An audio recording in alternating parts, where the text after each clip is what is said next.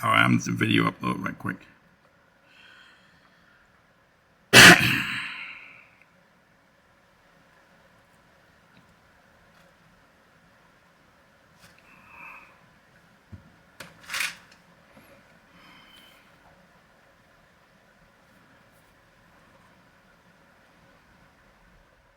All right, I'm the Shock Exchange. I'm here with Mr. Mitchell, of course, and this is Trump and the GE, Candace Owens, Unmasks, Kamala.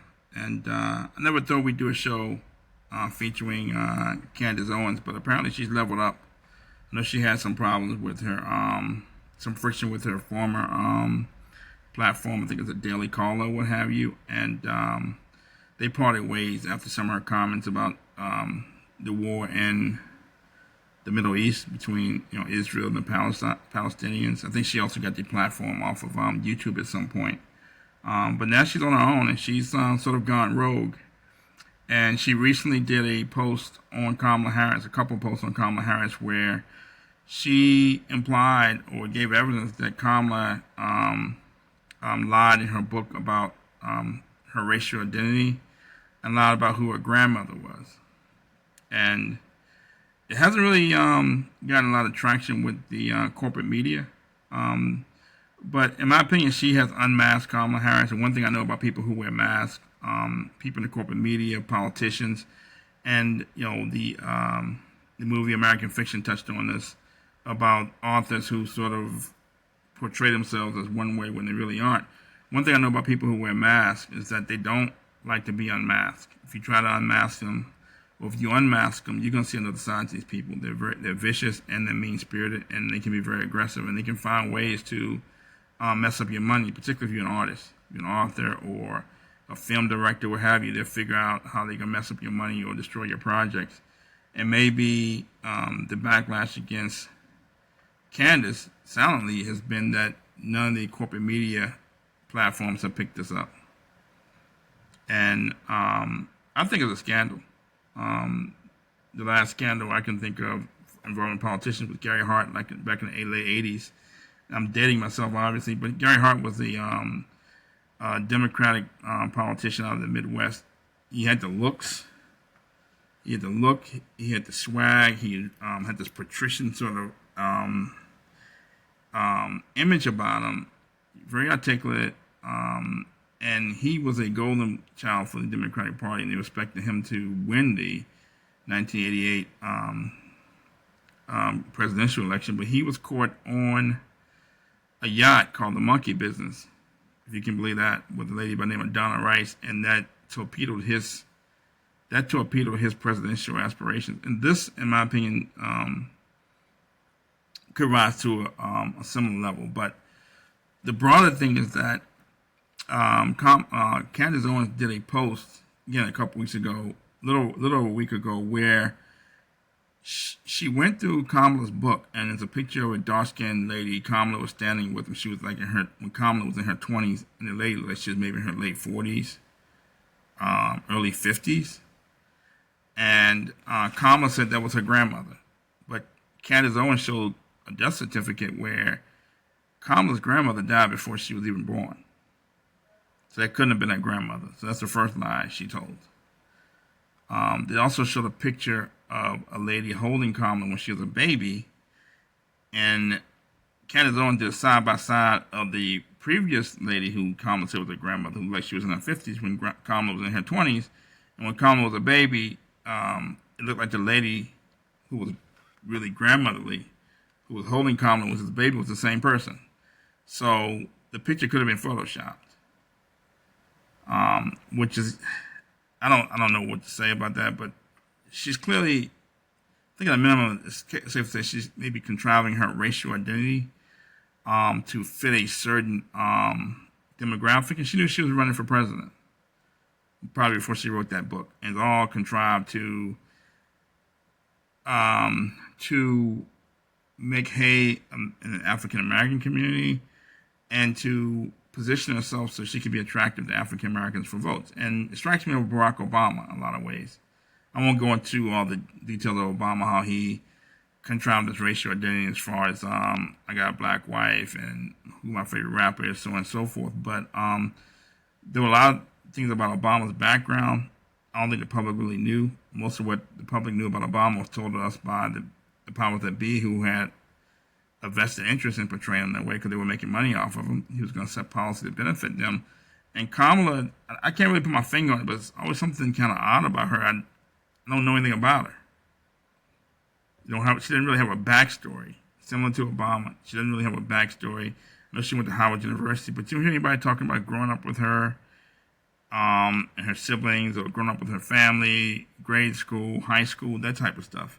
She doesn't really have a backstory in the same way that Milli Vanilli, the singing group, never had a backstory. You didn't hear stories about how they won county fairs and won singing contests in high school, and the 3 or 4 bands they performed in that failed. And right before they were about to quit forever, they got a call that changed their fortunes. You don't hear those stories about Milli Vanilli. So they weren't singing the music. So I think this is a scandal of monumental proportions. What's your take on this, Mr. Mitchell? It's just that it hasn't hit the corporate media. It may not. That's why you have Trump and the GE to bring this information to the public. No, I think you kind of hit the nail on the head, especially with the Milli Vanilli reference. um, the recently came across a post on Twitter, and I don't know if I don't think I've ever engaged with this person before. Seemed to be a real person behind the account, not a bot. These days you have to kind of check and almost triple check, um, especially with the advent of AI, images, etc. But um, the post said something to the effect of, "Black people, raise your hand if you ever essentially claimed a relative that was not your blood relative." Uh, and it went fairly viral for Twitter/X standards. When it came across my timeline, I think it had something like 60 or 70,000 likes, you know, maybe 10,000 or so retweets, and essentially pointing out a cultural nuance that um, I think a lot of cultures, maybe even globally, can relate to, where you've been raised around cousins, uncles, aunts, etc., essentially extended family, only to either find out later in life that that family is not your actual blood family, or growing up, but because they're so close, they are close family friends, right? And usually they have been for some decades. So, maybe your parents were raised with this set of parents or with these set of folks, and those folks are, um, end up kind of being aunt and uncle. So you treat them as aunt and uncle, or you call them aunts and uncles. Um, so, um, but the point being is that when she wrote this book, though, because even if that is the case, which I think a lot of people can effectively relate to, even if that is the case, the difference between her when this was written, because the book was published in 2019, so we have to assume that the book was ultimately written prior to 2019.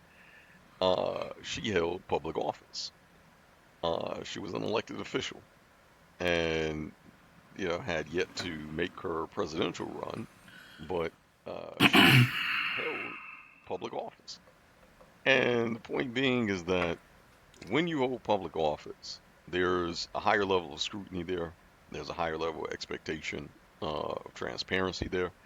And frankly, if that were the case, that she was, this was extended family, so maybe her grandmother wasn't her blood grandmother, maybe her aunts and uncles were not her blood aunts and uncles.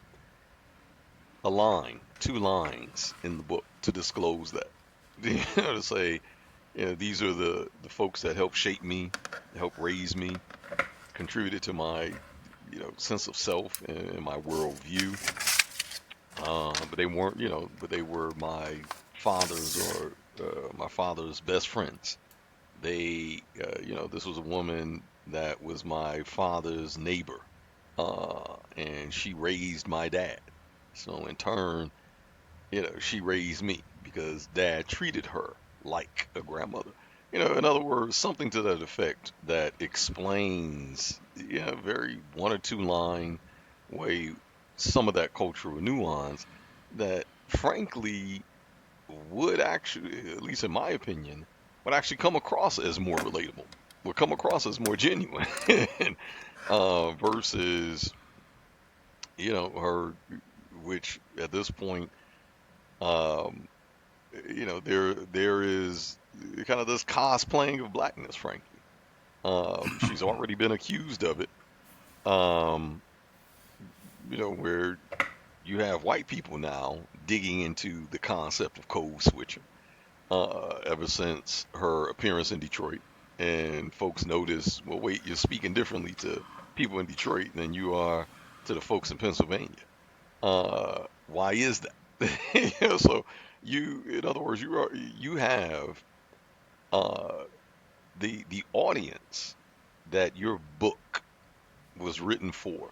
Because I don't know, I've never walked into any black house and saw Kamala's book on the shelf.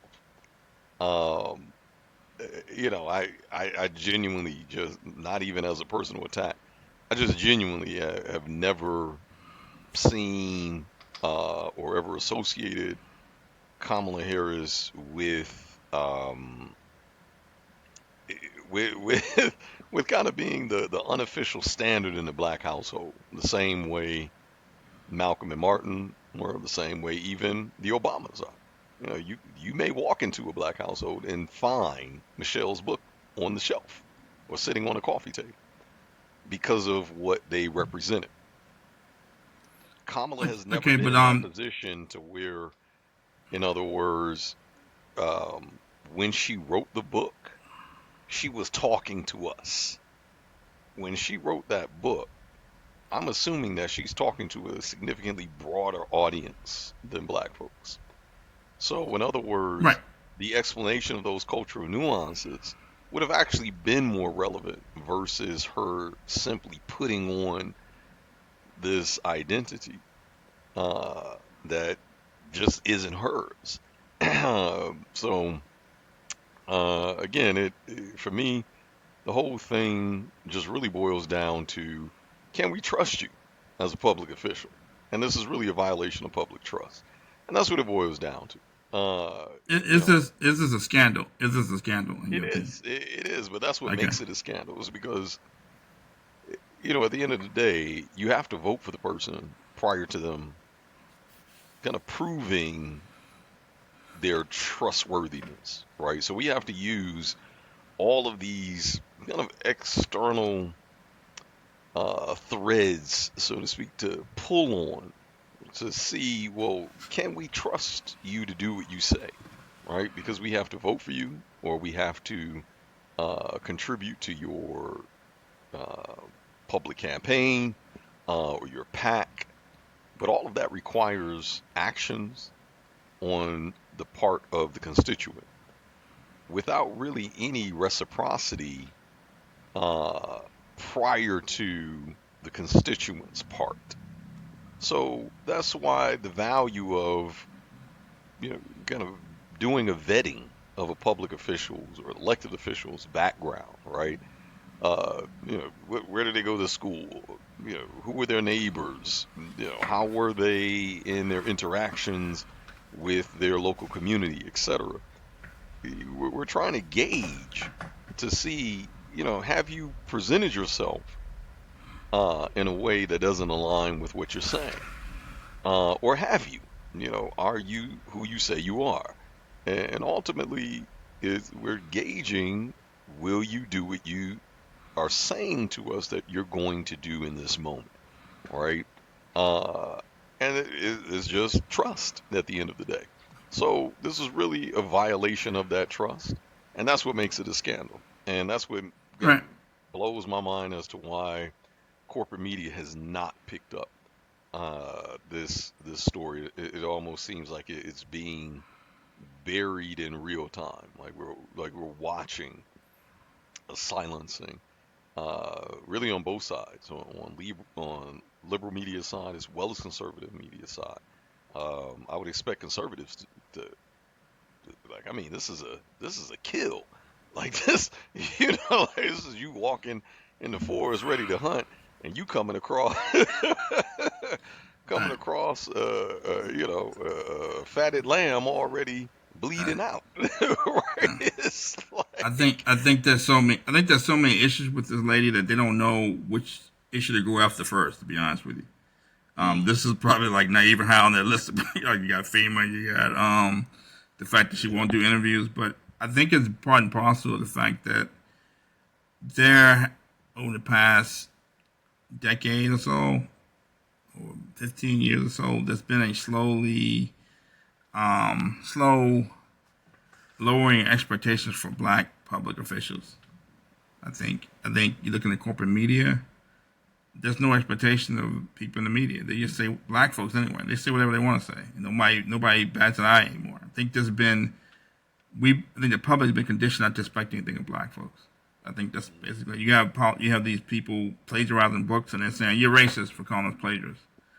And I think that the fact that Kamala made up the story about her book, I think we've been conditioned to not to even care anymore. That if a white person did that, I think we'd be outraged. But if a black person does that, nobody cares.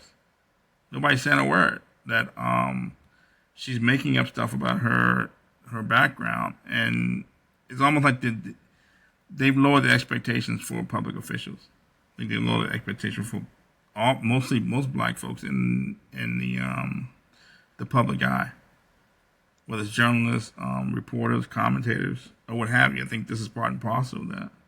That nobody bats an eye now. Like after she's given these after her performance during the 20 when she was running for office in 2016, it was so poor that she was behind Biden and Klobuchar and Buttigieg and Tulsi Gabbard. I think Trump has also pointed out that Biden was chosen by Obama because he was no threat to Obama, less intelligent than Obama, and then Kamala was chosen by Biden because she wasn't a threat to Biden. So it was almost like the fact that she was chosen as vice president, she wouldn't overshadow Biden. But that's the other question I had with the do you think Candace Owens has leveled up? Because this is what media should be doing. They should be answering questions and telling us things that we don't know. And not only did she answer questions, but she gave the facts, airtight facts. Nothing I think the Kamala Harris or the Harris administration can refute. And I understand that someone gave her this information. Independent source sent her the information. And so I think it says another thing that if you have information like this on Kamala Harris, that you would go to Candace Owens and not Joanne Reed or a black person in corporate media because they'd probably get buried. They probably wouldn't even run it. You know what I mean? Or they would bastardize it. Something that wouldn't come out as pure. But do you think Candace Owens has leveled up? You know what? I was pleasantly surprised. I think I tweeted like I'm mad y'all got me out here agreeing with Candace Owens. Right? Like this is where the state of journalism uh, has gotten to, and I think primarily because I think hold on one second. Sorry, one second.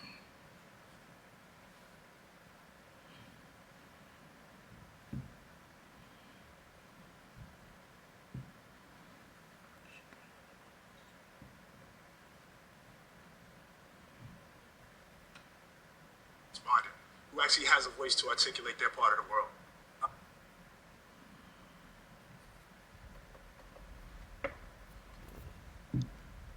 Okay. Sorry about that. I had a little technical difficulty. But yeah, that I was pleasantly surprised. Candace Owens, and I think we all have misspoken before on camera about a particular subject. But Candace Owens has garnered a bit of a reputation for it, Trip to with Africa. her Visit the misspeaking Carson and breakfast. um, her things not being quite as accurate. So the fact that she presented this factual based presentation, and even ended it really with uh, both a question and a challenge to the public. Like, hey, if I'm wrong here, um, fact check me. Present the information, right? And to me, that was probably the highest degree of journalism that I think Candace Owens could have done, is to say, here's the information objectively. Here's what we know. Uh, but if this information is missing some pieces, then allow the record to be open to the public to fill in some of those gaps, whether knowledge gaps, whether evidence gaps, or otherwise, so that we can get a better picture of what the real story here is. And I think that's a head of a degree of journalism that we really have not seen in a very long time, um, especially not with such a large platform. I think kind of smaller creators or journalists that are lesser known take that approach. But for her to have the platform that she does, and just exemplified this high degree of journalism, uh, my hats were off. Kudos. So I think I would love to see her continue in this tradition.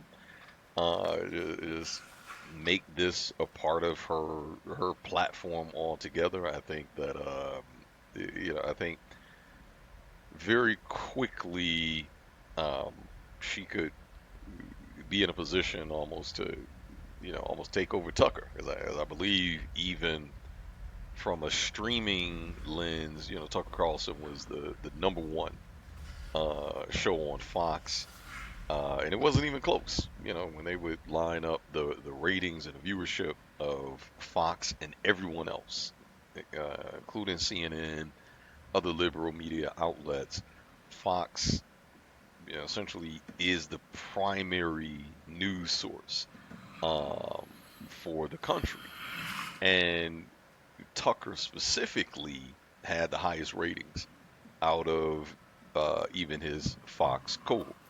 Uh, so, you know, I believe once he transitioned over to streaming, those viewers followed him and kept his viewership. But I think that if Candace keeps along this path, she could, challenge Tucker's throne, so to speak. But I think there's certainly room, right? So I wouldn't even necessarily look at it in a competitive lens. I think there's room because people want to hear truth, and especially from larger platforms, um, Got versus yeah, just versus kind of the lesser known. So I think it's a great look on her, and I would love to see her keep going.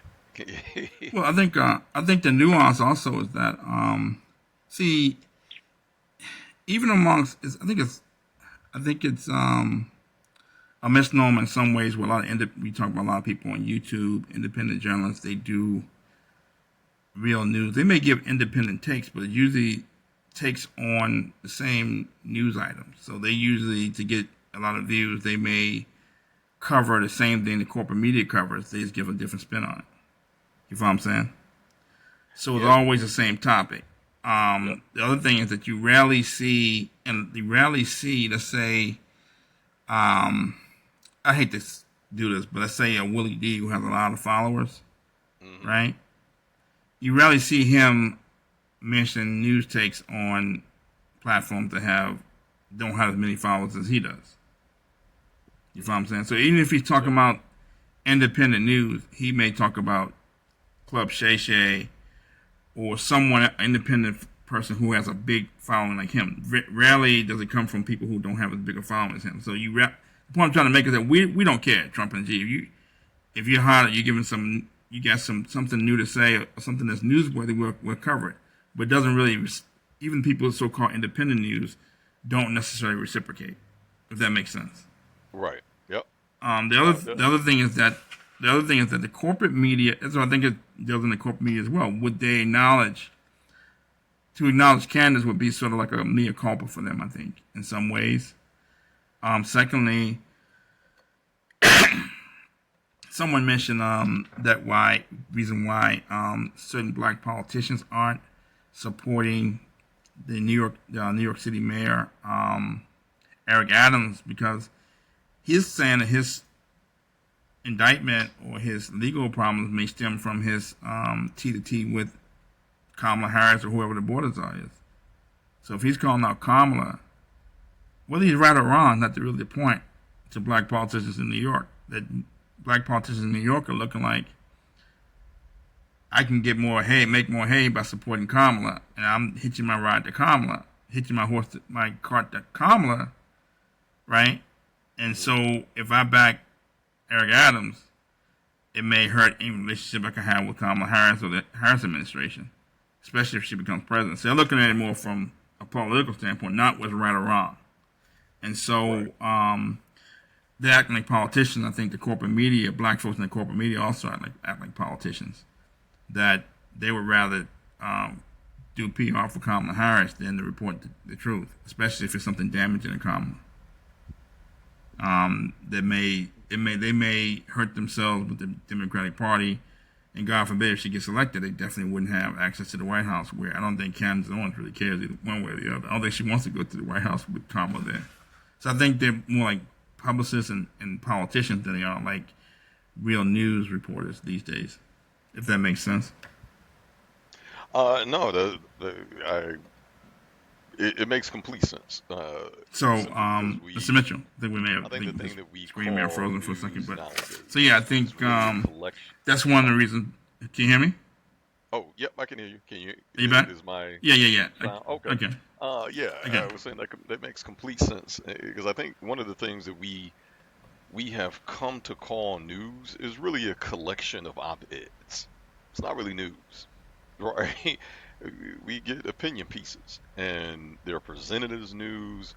They're given all the aesthetics, bells and whistles of what we understand as news presentation.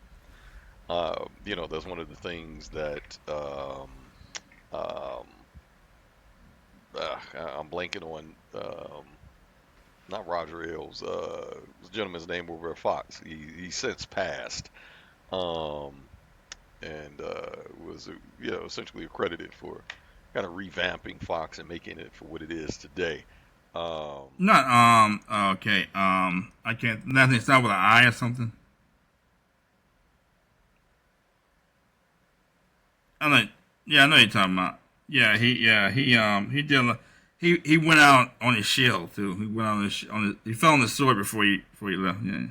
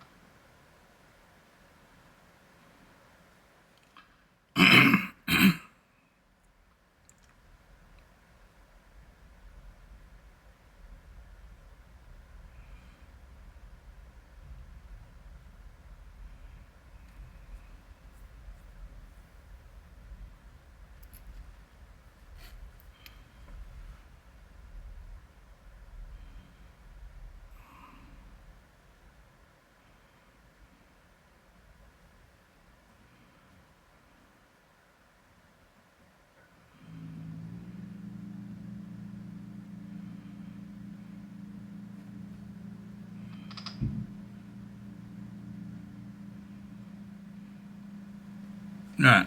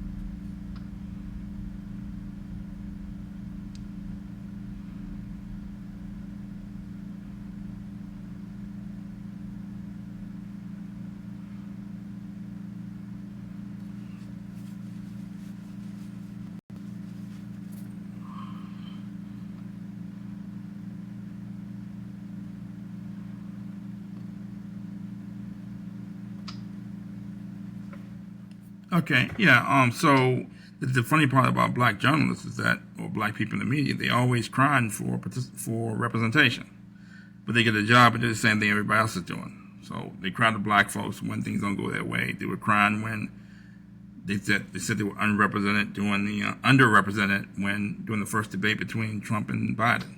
But they always crying to black folks for something, but they don't really report anything relevant to black folks. So it's just careerism. So you think any of this? I know we talked about probably show her relationship with her father. You think this? I kind of see why now. Father doesn't really speak to her. This sounds like Oprah in some way, Miss Oprah Winfrey in some ways, where she was saying things.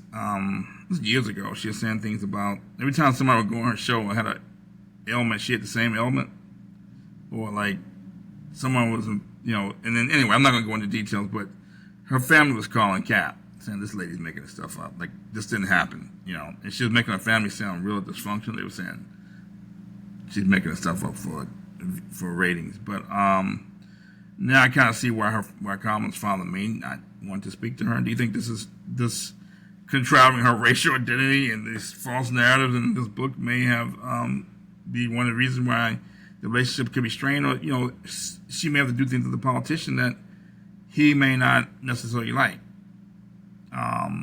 As far as some of the stuff she's saying to get ahead, any means necessary, it may not be. It may sort of cause some angst with her dad or with her family.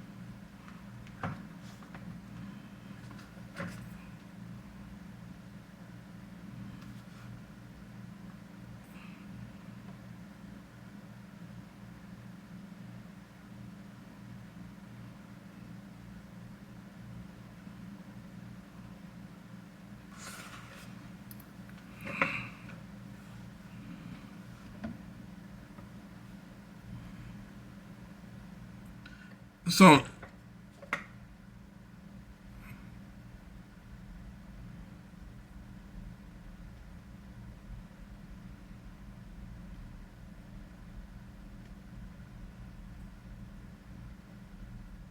so you think, right? So you think some of this? So you think some of this may have led to any? I wouldn't say they're estranged, but the fact that he has been kind of silent while she's been just doing her meteoric rise through the political ranks. You don't hear much from him on her career. She didn't really talk much about him doing the DNC.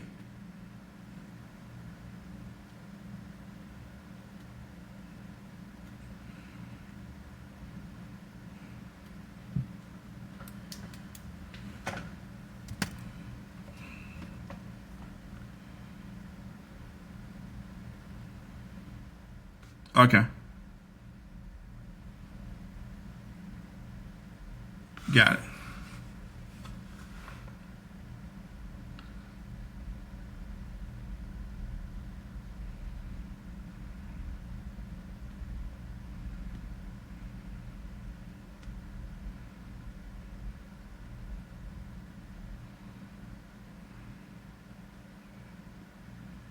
Okay.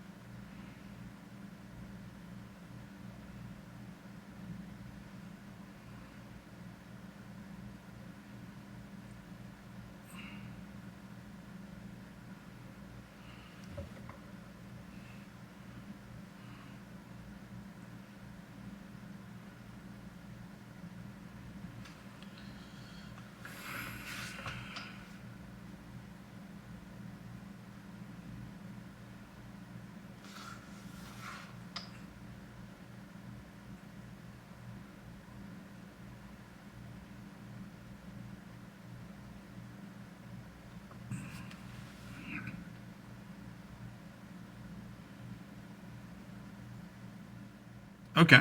All right. So that's basically it. It looks like this story, this groundbreaking story from Candace Owens, may get traction amongst independent media, but it probably get buried by the corporate media. So that's Trump and the GE. Candace Owens, Unmasked, Kamala. Thank you for listening. Thank you.